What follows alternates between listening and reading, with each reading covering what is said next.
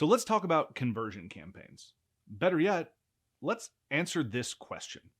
You have a subscriber, now what? Right? We're not building subscriber bases to collect them and to compare list size, right? So what do we do with a subscriber once we have them? Well, here's the answer.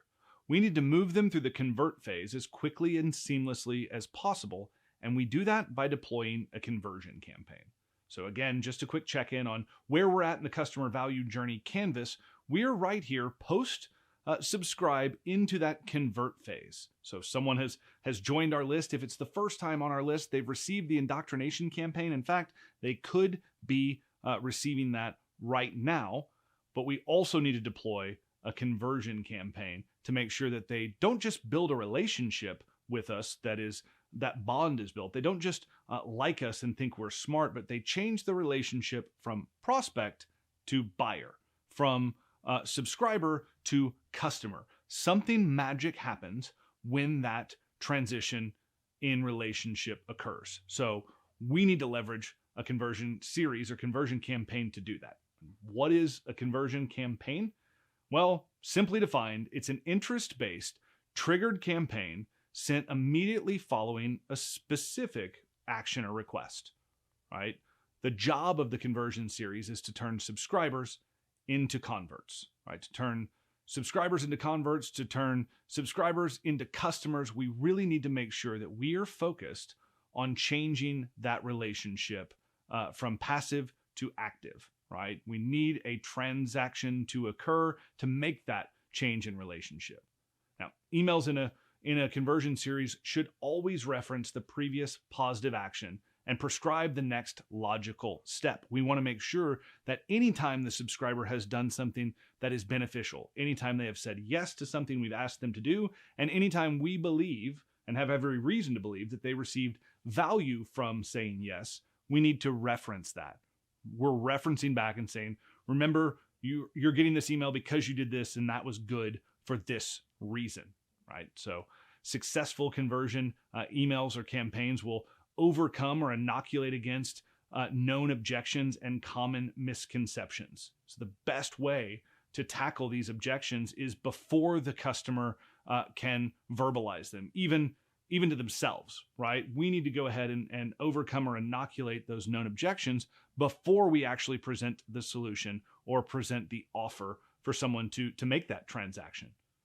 And this can typically be done in a series that is anywhere from 3 to 5 emails long. Now, the way we figure out how long one of these series should be is price, right? Price in the conversion series.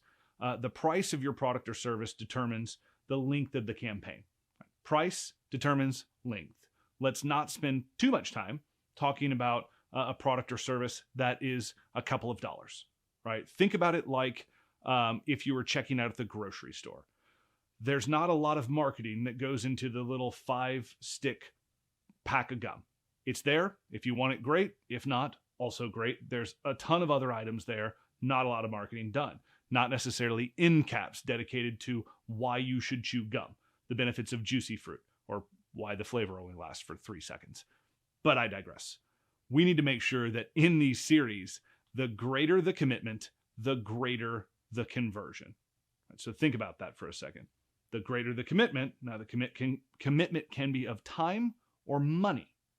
So the greater the commitment, the greater the ask, the greater the conversion. So here's some questions to help you figure out what that ask is, what that ideal next step is. So question number 1, what is the ideal next step your new subscriber should take to receive the most value or experience their desired end result, their desired after state? Remember, if you're a mattress store, you're not selling mattresses, you're selling a good night's sleep, right? So what is the ideal next step? What's the logical next step? What is the thing that if your subscriber did this, they would experience all of their wildest dreams? So we need to first identify that as we're crafting this conversion campaign. The second question you have to ask, and this is a big one, do you have any reason to believe that they are ready to take that next step? Now, I really want you to linger here for a minute, right? We can know that if someone just does this thing, all their wildest dreams will come true. Their average day will be exponentially better. They'll be more beautiful or more handsome. They'll be taller or skinnier. They'll be richer, more successful. They'll have access to untold wealth, fame, and fortune. But if they don't believe it, then it's harmful to ask. And I want you to really think about that. It does hurt to ask.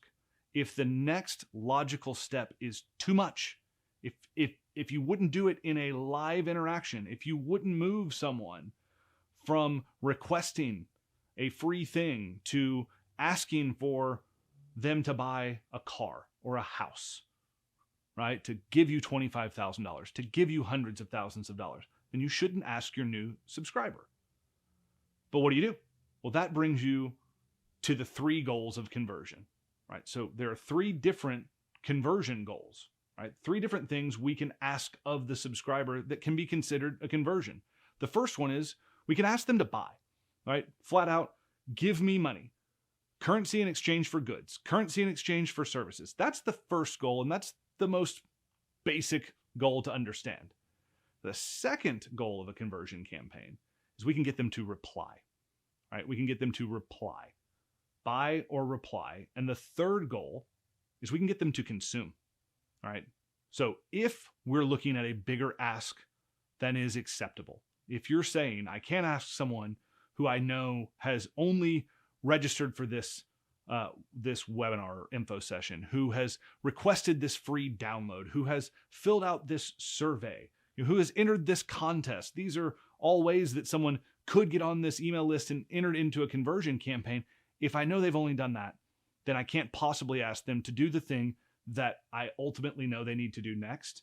Then we're going to strike off number 1. The goal of your conversion campaign is not to get them to buy.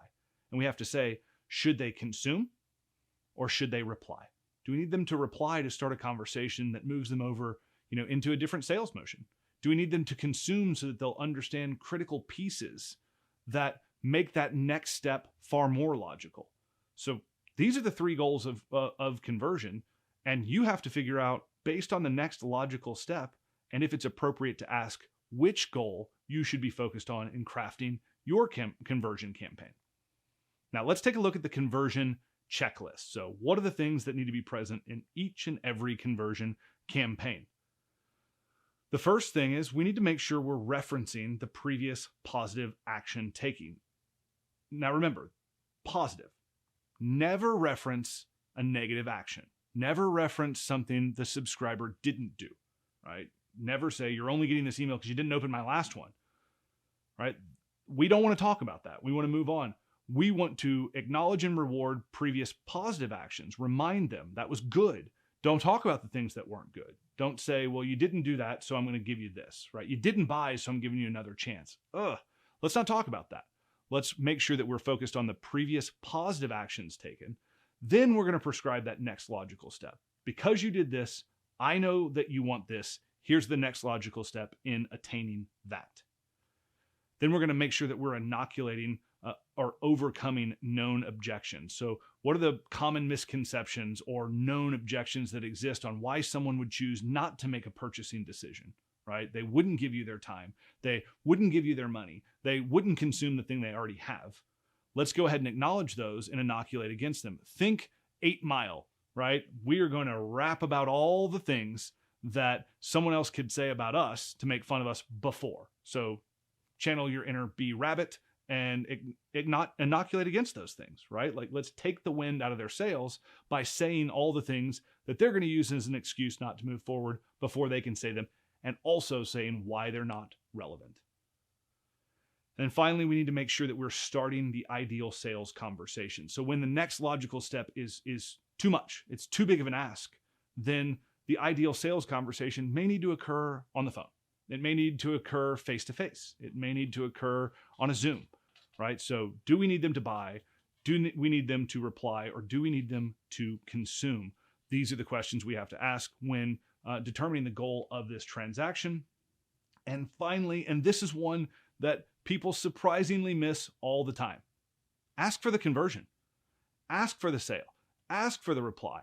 Ask them to consume, and make sure you're consistent, right? Don't assume that if you imply that they should maybe think about buying this thing. You need to invite them, ask them, prescribe them to do that. So ask for the conversion.